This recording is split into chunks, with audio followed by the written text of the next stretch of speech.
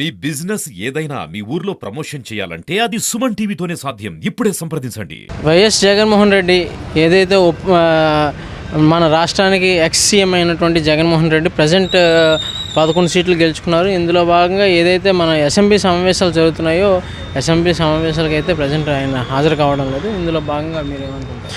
ఈరోజు రాష్ట్ర మాజీ ముఖ్యమంత్రి జగన్మోహన్ రెడ్డి గారు అసెంబ్లీకి రాకపోవడానికి ముఖ్య కారణం ఏంటంటే గత 5 సంవత్సరాల్లో అతను చెప్పిన అబద్ధాలు, అలాగే అసెంబ్లీలో అతను చేసిన తీరు. అంటే ఈరోజు స్కూల్లో విద్యార్థులు ఎలా ఉండాలో, లేకపోతే గుడిలో పూజారులు ఎలా ఉండాలో, అసెంబ్లీలో రాజకీయ నాయకులు ఎలా ఉండాలో విధానాన్ని గత 5 సంవత్సరాలు తుంచి రాసి పెట్టారన్నమాట. అసెంబ్లీలో ఎలా ఉండకూడదో, అంటే ఒక ప్రజాప్రతినిధి ఎలా ఉండకూడదో ఆ విధంగా వాళ్ళు చేసిన కార్యక్రమాలని మళ్ళీ ఈరోజు ఏదైతే ఎన్డీఏ కూటమి ఆంధ్రప్రదేశ్ అన్నిటికీ ఉందో అవన్నీ ప్రశ్నిస్తారని, అలాగే ఏదైతే నవరత్నాలని చెప్పి 5 సంవత్సరాలు ప్రజలు మోసం చేశారో ఇవన్నీ ఏదైతే ప్రజలు నమ్మించి మోసం చేసి 5 సంవత్సరాలు ఒక నియంత పాలన జరిపాడో వాటన్నిటికీ ఈ రోజున కూటమి ప్రశ్నలు సంధిస్తుందని భయపడి ఈరోజు అసెంబ్లీకి జగన్మోహన్ రెడ్డి దాక్కుని ఉంటున్నాడు అన్నమాట. జగన్మోహన్ రెడ్డి గారు అసెంబ్లీకి వస్తే బాగుంటుందంటారా? అసెంబ్లీకి వస్తే బాగుందంటే అసెంబ్లీకి రాకూడదని అనుకున్నప్పుడు అతని పదవికి అది ఏదైతే ఎమ్మెల్యే ఉన్న 11 మంది రాజీనామా చేసేయాలి. అంటే ఈరోజు మిమ్మల్ని ఎంతో కొంతమంది 11 మంది సీట్లు ఇచ్చినప్పుడు మీరు మీ గలాన్ని అసెంబ్లీ కంపల్సరీగా వినిపించాలి.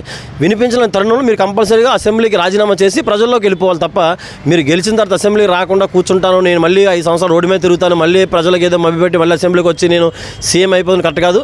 నువ్వు 1 సీటు 2 సీట్లు గెలిచావు, ప్రతిపక్షంలో ఉన్నా లేకపోయినా సరే ఒక ప్రతిపక్ష పాత్ర పోషించి నువ్వు అసెంబ్లీ అడుగుపెట్టి ఏదైతే ఈరోజు నువ్వు అంటున్నావు కదా అధికార పార్టీ కూటమి ఇది చేసింది అది చేయాలి అవన్నీ నువ్వు అసెంబ్లీలో ప్రదర్శించాలి. అసెంబ్లీలో ప్రశ్నించిన రోజే ప్రజలకు అని తెలుస్తుంది, నీ నిజ స్వరూపం కూడా ప్రజలు తెలుస్తుందని నేను కోరుకుంటున్నాను. Thank you sir.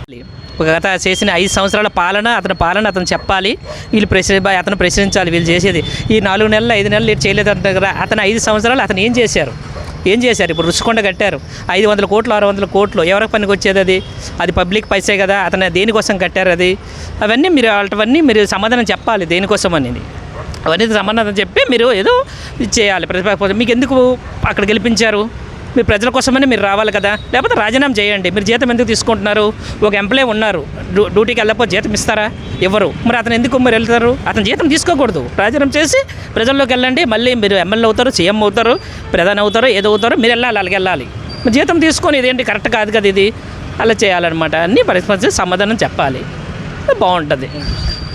ఈ జగన్మోహన్ రెడ్డి గారు అసెంబ్లీకి వస్తేనే కదండి తెలిసేది, వాళ్ళు ప్రశ్నించేది, వీళ్ళు సమాధానం చెప్పేది ఏంటి అనేది రావాలి. ఇప్పుడు మాలాంటి యువతకు కూడా అతను వచ్చి 5 సంవత్సరాల పరిపాలనలో వాళ్ళు ప్రశ్నించేదానికి ఇతను ఏం సమాధానం చెప్తారో కదా మాకు కూడా తెలిసేది. 5 సంవత్సరాల పరిపాలనలో ఏం చేశారా అనేది, తప్పులు అనేది వాళ్ళు ప్రశ్నిస్తేనే కదా ఇతను సమాధానం చెప్తేనే కదా తెలిసేది. రావాలండి, వస్తేనే బాగుంటుంది, లేకపోతే రాని పక్షంలో రాజీనామా చేసేయడం బెస్ట్. కరెక్ట్ కాదు. యాక్చువల్గా ప్రతిపక్షం హోదా ప్రజలు ఇవ్వలేదు. ప్రజలు ఇచ్చుంటే బాగుండేది, ప్రజలు ఇస్తే బాగున్నాం. ప్రతిపక్షంగా ఉండి ఆ క్వశ్చన్ చేసినప్పుడు తను ఏదైనా ప్రాబ్లమ్స్ ఉన్నప్పుడు ప్రజల తరఫున ఆయన చెప్పడానికి వీలు పడేది. కానీ ప్రతిపక్షం హోదా ప్రజలు ఇవ్వలేదు కాబట్టి ప్రతిపక్షం ఇవ్వకపోయినా అసెంబ్లీకి రావడము, వచ్చి ఆయన ప్రాబ్లమ్స్ కానీ ప్రజల ప్రాబ్లమ్స్ కానీ ఎదుటి ఉంచితే కొంతవరకు సమంజసంగా ఉన్నాం. కానీ రాగలేకపోవడం అనేది పద్ధతి కాదు.